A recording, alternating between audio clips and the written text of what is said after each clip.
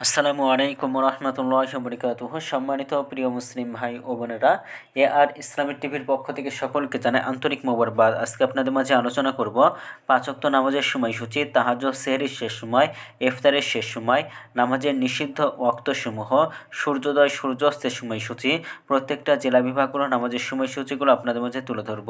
তো আজকে শনিবার 15 ফেব্রুয়ারি 2025 ইংরেজি, 2 ফাল্গুন 1431 বাংলা, 15 শাবান 1446 হিজরি, ঢাকা এবং তার পার্শ্ববর্তী এলাকার নামাজের সময়সূচিগুলো তুলে ধরছি।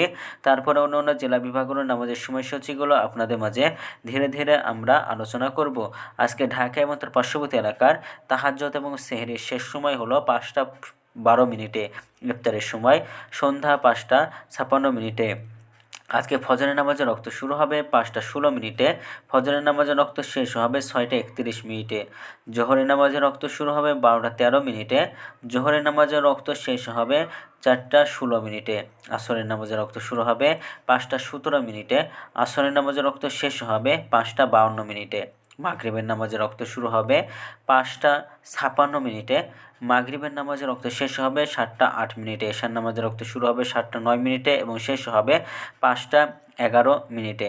আজকে নামাজের নিষিদ্ধ ওয়াক্তসমূহ হলো 3টা, সকালে 6টা 32 থেকে নিয়ে 6টা 47 পর্যন্ত, দুপুরে 12টা 7 থেকে 12টা 12 পর্যন্ত এবং সন্ধ্যায় 5টা 38 থেকে নিয়ে 5টা 53 পর্যন্ত। এর মাঝখানে যতটুকু সময় থাকবে, এর মাঝখানে আপনারা কোনো প্রকার নামাজ পড়তে আপনারা পারবেন না।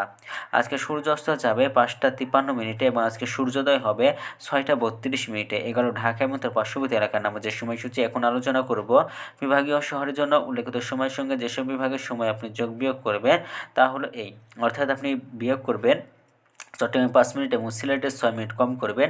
ঢাকার মতো পার্শ্ববর্তী এলাকার নামাজের সময়সূচি থেকে চট্টগ্রামে 5 মিনিট এবং সিলেটে 6 মিনিট কম করে গণনা করবেন, তাহলেই হবে। এবং যোগ করবেন খুলনাতে 3 মিনিট, রাজশাহীতে 7 minute, Rangpur 8 minute, Barishal 1 minute বেশি করবেন।